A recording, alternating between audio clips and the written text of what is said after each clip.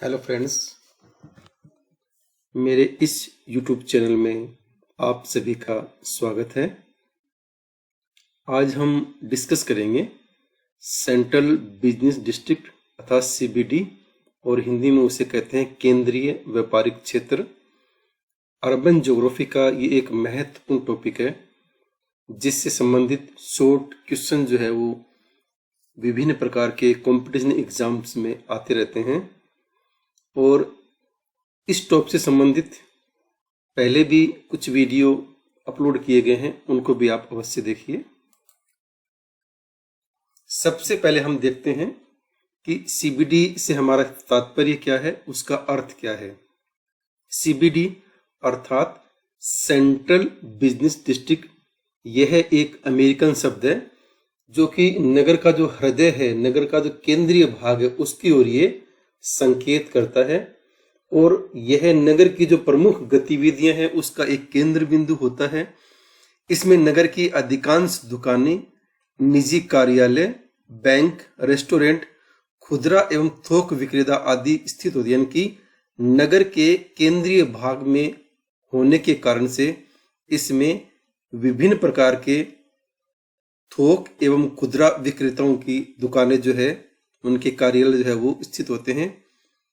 इस कारण यह नगर का महत्वपूर्ण भाग होता है जहां दिन के समय बहुत भीड़ रहती है। यहाँ दिन के समय में भीड़ से तात्पर्य है क्योंकि जो भी लोग मार्केट में अपने काम से आते हैं वो दिन के समय आते हैं और शाम को अपने अपने घरों में या अपने गंतव्य स्थान पे वापस चले जाते हैं। इसलिए दिन के समय वहां पर ज्यादा जो है गैदरिंग या भीड़ रहती है।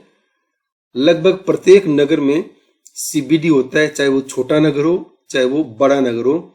बड़े नगरों की हम बात करें तो जैसे दिल्ली में कनॉट प्लेस, चंडीगढ़ में सेक्टर 17, जयपुर में जौहरी बाजार के आसपास का संपूर्ण क्षेत्र, आगरा में किनारे बाजार आदि। यानी कि कस्बा चाहे छोटा हो या बड़ा हो, लगभग हर कस्बे में एक केंद्रीय स्थान होता है, एक सीबीडी होता है और उसका एक अपना महत्व होता है।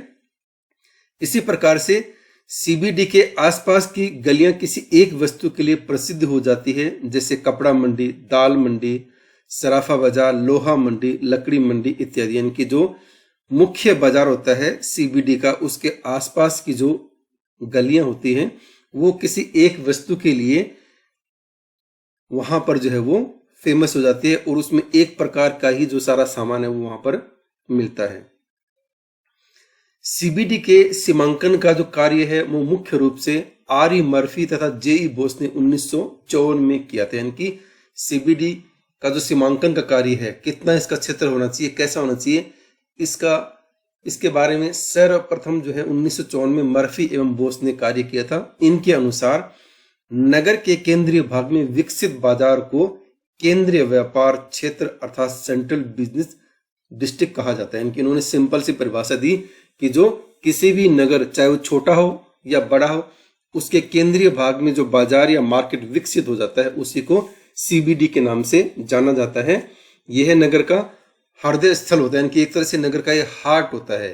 यहाँ पर कार्यालयों और खुदरा थोक दुकानों का बहुत अधिक जमा होता है। यानी कि यहाँ पर विभिन्न प्रकार के कार्यालय, ऑफिस होते हैं। साथ ही जो रिटेलर है या होलसेलर है उनकी भी बहुत सारी शॉप्स वहां पर होती हैं। यहाँ भूमि का मूल्य सबसे ऊंचा होता है तथा इमारतों की ऊंचाई भी सबसे अधिक होती है। क्योंकि ये नगर के केंद्रीय भाग में स्थित है, इसलिए वहां की जो लैंड वैल्यू है, उसकी जो कीमत है वो बहुत ज्यादा होती है और यहाँ जो बहुमंजिला इमारतें हैं वो अधिक देखने को मिलती हैं।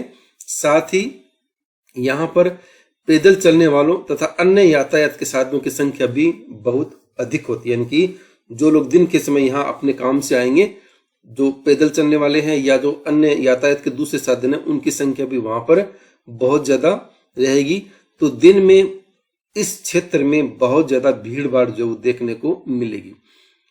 इसी प्रकार से यातायात के समुचित साधनों के जाल द्वारा यह केंद्र नगर के अन्य भागों तथा नगर के बाहर के भागों से भी जुड़ा हुआ होता है। यानी कि चूंकि इस क्षेत्र से यातायात के जो साधन है वो दूसरे क्षेत्रों की ओर जुड़े होते हैं, तो बहुत ही आसानी से यहाँ यातायात के साधन इजीली मिल जाते हैं और वो नगर के और नगर के बाहर के जो दूसरे स्थान है उनसे ये वेल कनेक्टेड जो है वो रहता है।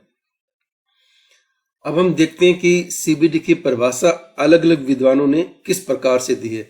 सबसे पहले हम देखते हैं हार्टमैन के अनुसार केंद्रीय व्यापारिक क्षेत्र आंतरिक क्रियाकलापों का केंद्रीकरण होता है तथा अन्य सहायक क्षेत्रों का उससे विशेष संपर्क होता है। यानी कि हार्टमैन ने सिंपल सी बात कही कि जो केंद्रीय व्यापारिक क्षेत्र है उसमें जो आंतरिक क्रियाकलाप है उनका केंद्रीकरण मतलब एक तरह से वो सेंट्रलाइज होता है, और दूसरा जो सहायक क्षेत्र है उसका आसपास का क्षेत्र उससे भी उसका विशेष संपर्क जो है वो रहता है। CBD is the primary focus of internal activities and has the major contact with a tributary area, मतलब उसके आसपास के क्षेत्र से उसका भी संबंध जो है वो रहता है। इसी प्रकार से जो कार्टर है, कार्टर ने भी अपनी परिभाषा दी है। कार्टर के अनुसार केंद्रीय व्यापारिक क्षेत्र को ऐसा संरचनात्मक केंद्र माना जाता है जिसके चारों ओर शेष नगर की संरचना होती है। The central business district is regarded as the organizing center about which the rest of the city is structured। यानी कि कार्टर ने भी ये बात कही कि जो केंद्रीय व्यापारिक क्षेत्र है वो एक ऐसा जो है वेल स्ट्रक्चर्ड क्षेत्र होता है जिसके चारों ओर जो है नगर की बाकी की जो संरचना है वो घिरी हुई रहती है। यहां हम इस स्लाइड में देख सकते हैं कि जो दिल्ली का कनॉट प्लेस है या जयपुर का जौहरी बाजार है या चंडीगढ़ का सेक्टर 17 है या किनारी बाजार है आगरा का, उनका जो सीबीडी क्षेत्र है वो किस प्रकार का जो है वो दिखलाई देता है।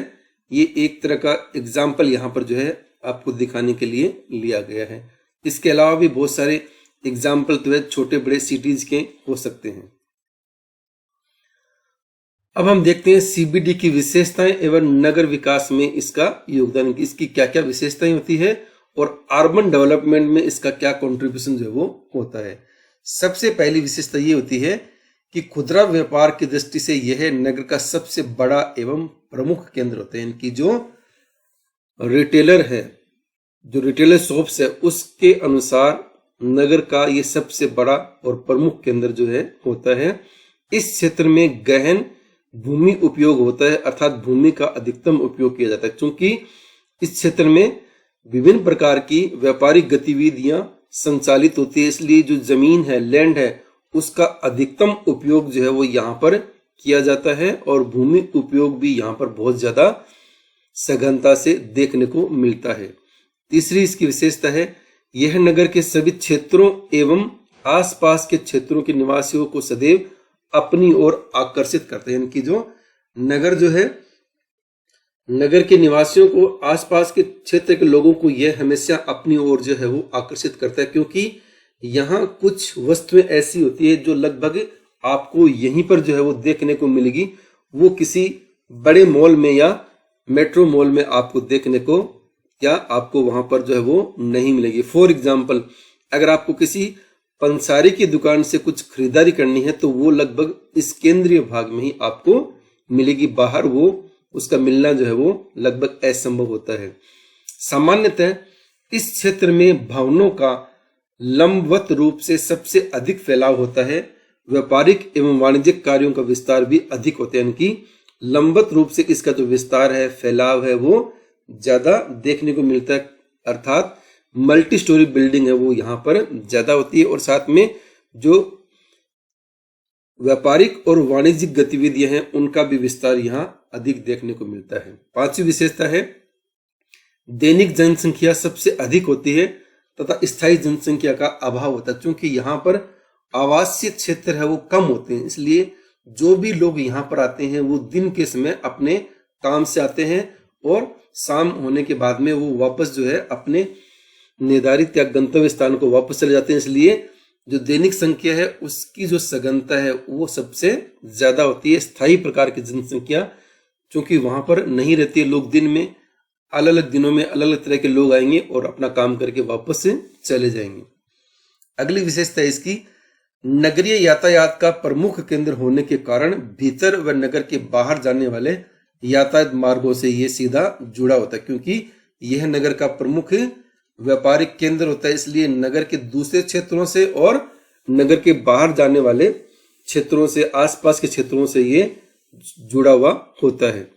अगली विशेषता में हम देखते हैं, यहां पर विशेष प्रकार के कार्य अपनी अलग पहचान बना लेते हैं, जैसे कपड़ा मंडी, दाल मंडी, सराफा बाजार, लोहा मंडी, लकड़ी मंडी आदि। यानी कि यहाँ पर कुछ थोक व्यापार की जो मंडियां हैं, विशेष प्रकार के जो, जिसमें आपको सामान क्रय करने को मिल जाएगा, जिसमें रिटेल में आप जो है वो सामान वहां पर ले सकते हैं, उस प्रकार का जो काम है वो यहाँ पर भी देखने को ज्यादा मिलेगा। इस क्षेत्र में दिन के समय जनसंख्या घनत्व अधिक तथा रात्रि में कम देखने को मिलते हैं। यानी कि दिन में लोग यहाँ पर ज्यादा मात्रा में आएंगे, ज्यादा संख्या में आएंगे तो उनका घनत्व ज्यादा होता है। शाम को वो लोग वापस चले जाते हैं तो शाम को जो घनत्व है जनसंख्या का कम देखने को मिलता है। इसी प्रकार अगली विशेषता है, यहाँ पर विशिष्ट संस्थानों, वित्तीय और अन्य कार्यालयों का जमाव भी होता है। यानी कि जो फाइनेंस कंपनियां हैं या जो कॉमर्शियल एक्टिविटीज है, सीए के ऑफिसेज हैं, अन्य जो ऑफिसेज है, वो भी यहाँ पर काफी मात्रा में देखने को मिलते हैं। 10वीं विशेषता है, नगर का प्रसार व उसकी आकृति को निर्धारित करने में इस क्षेत्र का प्रमुख योगदान होता है। यानी कि नगर का प्रसार किस दिशा में होगा, कैसे होगा, उसको डिसाइड करने में इस क्षेत्र का जो है योगदान प्रमुख होगा, क्योंकि यहाँ पर कॉमर्शियल रूप से, व्यापारिक रूप से जितना ये क्षेत्र अधिक डेवलप होगा, विकसित होगा, उतना ही नगर का जो प्रसार है वो तेजी से आसपास के क्षेत्रों की ओर हो पाएगा।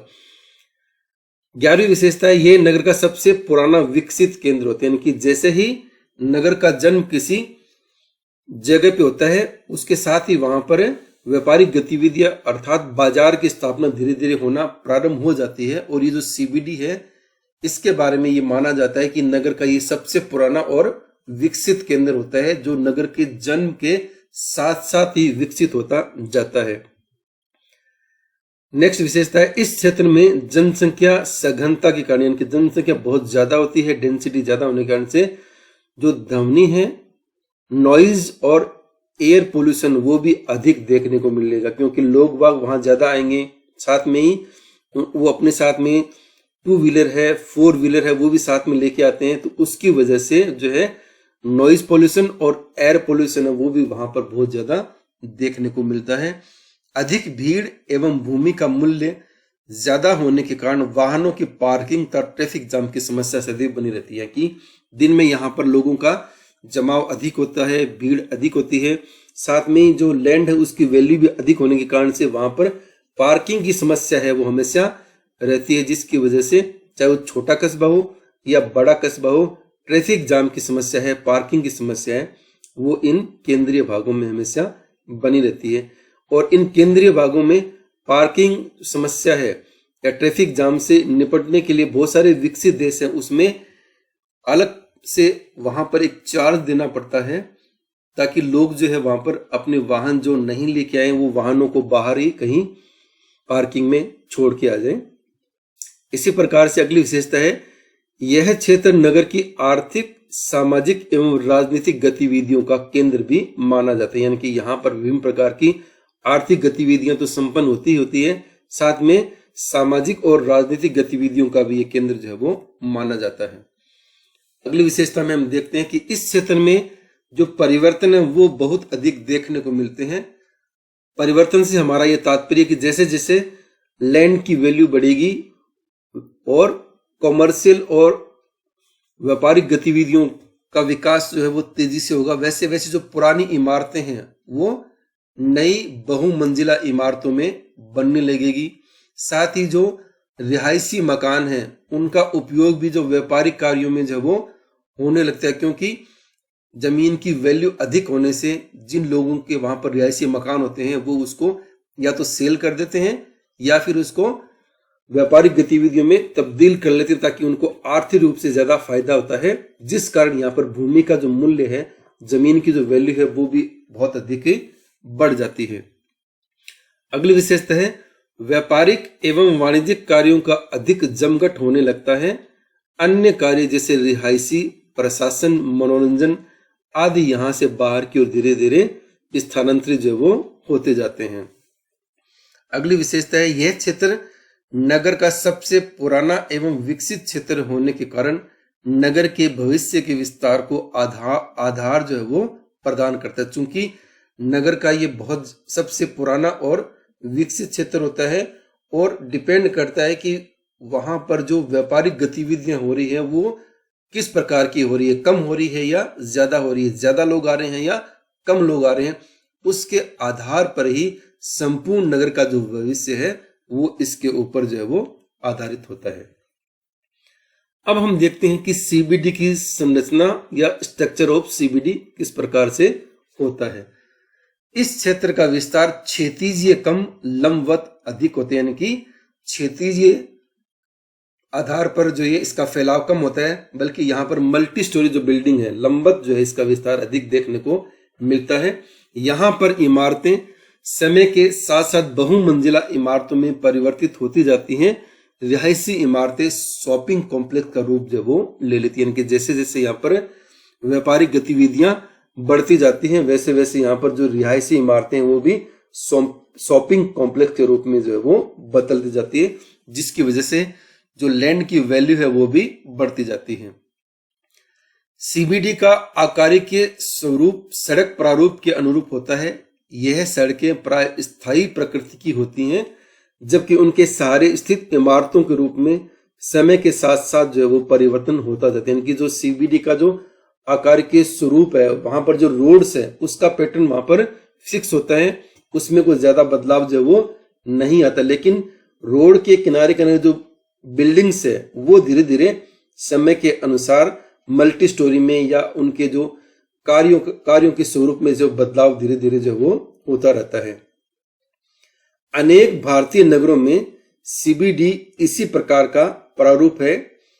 चंडीगढ़ नगर का सेक्टर 17 ग्रिड नुमा सड़कों के जाल के अनुरूप तथा नई दिल्ली का कनॉट प्लेस वृत्ताकार व अरीय सड़कों का व जाल के अनुरूप जो वो विकसित किया गया। यानी जो भारत में बहुत सारे ऐसे वेल प्लान जो है वो सिटी डेवलप किए गए हैं जो अलग अलग पैटर्न के ऊपर बसाए गए हैं। जैसे यहां हम देख सकते हैं इस स्लाइड में कि ये जो है ये एक रेडियल पैटर्न है, और रेडियल पैटर्न की बात करें तो दिल्ली का जो कनॉट प्लेस का एरिया है वो इसी क्षेत्र पर विकसित किया गया है। इसी प्रकार से ये रेक्टेंगुलर पैटर्न है, ग्रिड पैटर्न है, और चंडीगढ़ का जो सेक्टर 17 है वो लगभग इसी पैटर्न पे जो है वो विकसित किया गया है। इसके अलावा विश्व में और भी अलग अलग तरह के पैटर्न जो है वो हम इस स्लाइड के माध्यम से यहाँ पर देख सकते हैं। अब हम देखते हैं कि सीबीडी का जो नामकरण है, नोमेनकल्चर ऑफ सीबीडी है, वो किस प्रकार से अलग अलग क्षेत्रों में, विश्व के अलग अलग भागों में इसको अलग अलग नामों से जो है वो जाना जाता है। जैसे केंद्रीय यातायात क्षेत्र, सेंट्रल ट्रैफिक डिस्ट्रिक्ट, केंद्रीय वाणिज्य क्षेत्र, सेंट्रल कॉमर्शियल डिस्ट्रिक्ट, व्यापार केंद्राभिमुखी व्यापारिक क्षेत्र, डाउनटाउन बिजनेस डिस्ट्रिक्ट, व्यापार केंद्राभिमुख डाउनटाउन, और केंद्रीय परिवहन कटिबंध सेंट्रल ट्रांसपोर्ट डिस्ट्रिक्ट आदि। यानी कि विश्व के अलग अलग भागों में सीबीडी को अलग अलग नामों से जो है वो जाना जाता है। यहां हम इस स्लाइड में देख सकते हैं कि जो यूएसए में बोस्टन है, उस बोस्टन में जो सीबीडी का एरिया है, सेंट्रल बिजनेस डिस्ट्रिक्ट जो है, उसका जो व्यू है वो किस प्रकार का दिखलाई देता है। एकदम से यहाँ लग रहा है कि मल्टी स्टोरी बिल्डिंग है वो बहुत ज्यादा संख्या में देखने को मिल रही है। तो इसी प्रकार से विश्व के जो अन्य बड़े बड़े शहर है उनमें भी इस तरह से सीबीडी की जो संरचना है, सीबीडी जो है वो देखने को मिलती है, जिसको अलग अलग नामों से भी वहां पर जाना जाता है। अब हम देखते हैं केंद्रीय व्यापारिक क्षेत्र का सीमांकन, डेलिमिटेशन ऑफ सीबीडी। इस दिशा में भूगोलवेत्ताओं तथा अन्य विद्वानों ने महत्वपूर्ण कार्य किया। यानी कि भूगोलवेत्ताओं के साथ साथ बहुत से इकोनॉमिस्ट ने भी इस दिशा में बहुत अधिक काम किया है। सीबीडी को सीमांकित करने में स्थानीय कारकों एवं विशेषताओं का अधिक महत्व होता है। यानी कि सीबीडी की जो सीमा है निर्धारित करने में जो लोकल फैक्टर है, विशेषताएं हैं, वो ज्यादा इंपॉर्टेंट जो वो होती हैं। प्रत्येक नगर के विकास की अपनी अपनी परिस्थितियां होती हैं। किसी भी एक विधि को समान रूप से लागू करना संभव नहीं है। यानी कि जो भी छोटा या बड़ा सिटी है, मेट्रो सिटी है, वो जब डेवलप होता है तो उसकी अलग अलग परिस्थितियां हैं, अलग अलग फैक्टर वहां पर लागू होती है। कोई एक जो विधि है वो इसकी सीमांकन को निर्धारित करने में जो है वो लागू करना संभव नहीं है। यहाँ हम देखते हैं कि जो अलग अलग विद्वान हुए उनके क्या विचार इसके बारे में हैं।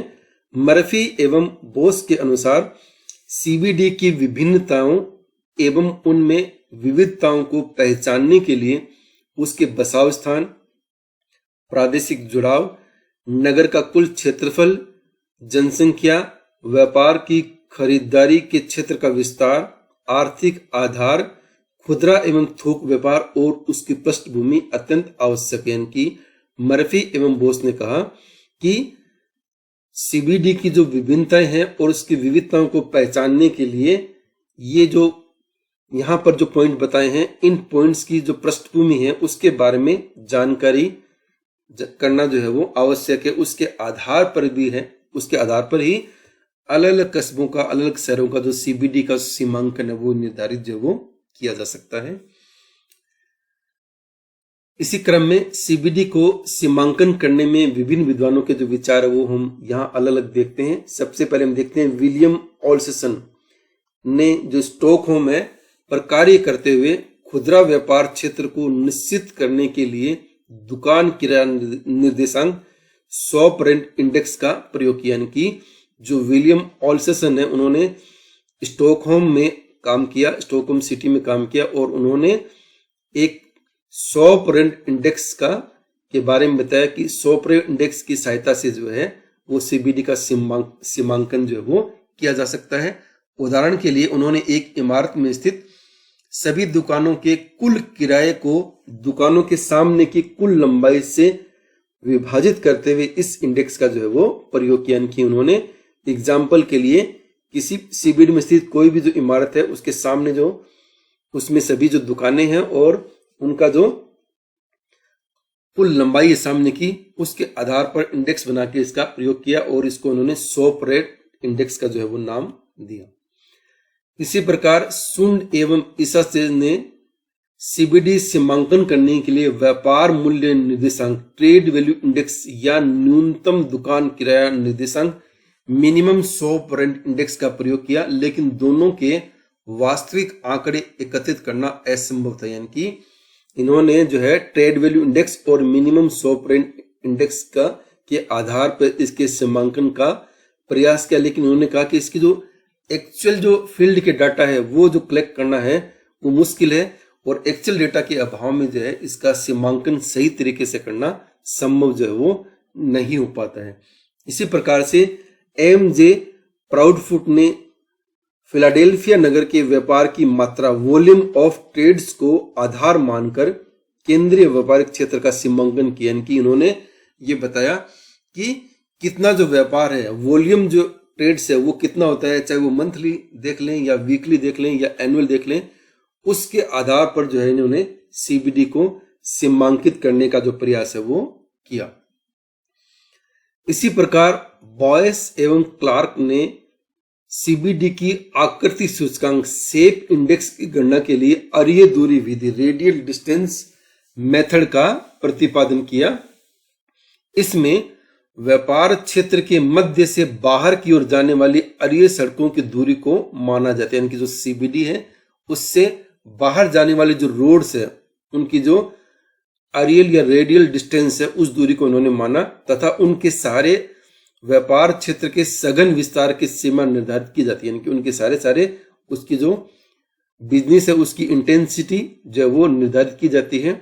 इससे व्यापार क्षेत्र की बाहरी परिधि सुनिश्चित करके उसकी ज्यामिति या आकृति यानी कि जियोमेट्रिक फिगर का बोध जो वो होता है। यानी कि बायस एवं क्लार्क ने इस बात पर बल दिया कि जो केंद्रीय स्थान है उससे जो बाहर की ओर जाने वाले जो रोड्स है उस रोड में उसका जो ज्यामितीय आकृति है, यहाँ इसमें देख सकते हैं वो किस प्रकार से बनती है, उसके आधार पर जो है वो इसका सीमांकन जो है वो किया जा सकता है। इसी प्रकार मर्फी एवं वॉन्स ने सीबीडी को सीमांकित करने की विधि से वास्तविक परिणाम मिलने में सुविधा हुई। यानी कि जो मर्फी एवं वॉन्स ने जो सीबीडी को सीमांकन करने की जो विधि विकसित की उससे अच्छे पॉजिटिव रिजल्ट जो है वो देखने को मिलते हैं। इनकी विधि के मुख्य बिंदु जो है निम्न प्रकार से हैं। पहला बिंदु है सीबीडी की विशेषताओं के रूप में उपयोगों की परिभाषा को स्वीकार करने की। जो सीबीडी की विशेषताएं हैं, उनके उपयोग है, उनकी परिभाषाओं को स्वीकार करना। साथ ही विभिन्न उपयोगों के लिए काम में लाई गई जो फर्श या फ्लोर के स्थान की माप करना, यानी कि अलग अलग प्रकार के जो उपयोग करते हैं, वहां पर भूमि उपयोग जो हो रहे हैं, उसकी जो माप है उसको निर्धारित करना। और इसकी गणना करने के लिए मर्फी एवं वॉन्स ने कुछ अनुपातों की गणना के लिए कुछ निर्देशांक बताए, जैसे संपूर्ण ऊंचाई का निर्देशांक, बिल्डिंग हाइट इंडेक्स, केंद्रीय व्यापारिक ऊंचाई का निर्देशांक, सेंट्रल ट्रेड हाइट इंडेक्स, केंद्रीय व्यापारिक गहनता का निर्देशांक, सेंट्रल ट्रेड इंटेंसिटी इंडेक्स और केंद्रीय व्यापारिक निर्देशांक सेंट्रल ट्रेड इंडेक्स। यानी कि इस प्रकार से मर्फी एवं वॉन्स ने इन इंडेक्स की सहायता से जो है वो सीबीडी को सीमांकित करने का प्रयास जो है वो किया है। अब हम देखते हैं कि जो मुख्य केंद्र बिंदु होता है नगर का, जिसको हमने सीबीडी का नाम दिया है, उसके अलावा आजकल जो आधुनिक नगर हैं उनमें भी अन्य जो व्यापारिक क्षेत्र छोटे बड़े सीबीडी हैं उनका विकास धीरे धीरे होने लगा है। वर्तमान में लगभग सभी बड़े नगरों में मुख्य सीबीडी के अलावा नगर शहर के अन्य भागों में भी व्यापारिक क्षेत्रों का फैलाव है वो देखने को धीरे धीरे मिल रहा है, क्योंकि नगरों में जनसंख्या तथा नगरों का आकार बढ़ने के साथ साथ एक स्थान से दूसरे स्थान के मध्य की दूरी भी बढ़ी है, यानी कि नगरों का आकार भी बढ़ा है, जनसंख्या भी बढ़ी है, डेंसिटी भी बढ़ी है। इसकी वजह से उनके मध्य जो डिस्टेंस है वो भी बढ़ी है, जिस कारण नगर के बाहर नई विकसित टाउनशिप एवं उपनगरीय क्षेत्रों में बड़े बड़े मॉल एवं नए व्यापारिक क्षेत्रों का फैलाव है वो भी देखने को मिलता है। बहुत सारे जो मॉल है वो नगर के जो बड़े बड़े सिटीज है उनके बाहरी भाग में विकसित जो है वो हुए हैं। इसके अलावा नगरों में सुपर बाजार की संकल्पना का भी बहुत अधिक विकास होने के कारण नगर के बाहरी भागों में सुपर बाजार की स्थापना भी तेजी से हुई, यानी कि आजकल जो आधुनिक जो टाउनशिप है उसमें नगर के बाहर की ओर जो है वो सुपर बाजार भी तेजी से विकसित हुए हैं, जिसकी वजह से वहां के निवासियों को और आसपास के क्षेत्र के लोगों को ज्यादा दूरी तय करके मार्केट जो है सेंट्रल प्लेस जो है वहां पर नहीं जाना पड़े और सारी सुविधाएं उनको वहीं मिल जाए। इसलिए आसपास के क्षेत्रों में छोटे छोटे सीबीडी हैं वो भी विकसित किए जा रहे हैं। यहाँ हम इस स्लाइड में देख सकते हैं कि जो नगर के बाहर का जो क्षेत्र है उसमें किस प्रकार से वेल प्लान और सुनियोजित तरीके से सीबीडी जो है या जो मॉल जो है सुपर बाजार है उनकी स्थापना जो वो की जाने लगी है, जहां पर लगभग व्यक्ति की सभी जरूरत की जो आवश्यकता की वस्तुएं हैं वो आसानी से यहाँ पर मिल जाती हैं। इसी प्रकार से इस स्लाइड में भी हम देख सकते हैं कि नगर के बाहर की ओर जो क्षेत्र या नए जो टाउन विकसित हो रहे हैं, उपनगर क्षेत्र विकसित हो रहे हैं, उनमें बड़े बड़े मॉल जो है वो सीबीडी का जो है काम करने लगे हैं। इसी के साथ में ये वीडियो यहीं पर समाप्त होता है। आपको वीडियो अच्छा लगे तो इसे लाइक कीजिए, शेयर कीजिए और सब्सक्राइब कीजिए। और इस टॉपिक से संबंधित कुछ और आपको डिटेल में स्टडी करनी है तो आप इनमें से किसी भी बुक की स्टडी जो है वो कर सकते हैं। और इस टॉपिक के आपको पीडीएफ नोट चाहिए तो यहाँ एक गूगल ऐप का नाम दिया जा रहा है माई बुक लो ऐप, वो आप गूगल ऐप से गूगल प्ले स्टोर से डाउनलोड करके और इसके जो नोट्स है वो डाउनलोड कर सकते हैं। इसी के साथ थैंक यू, धन्यवाद।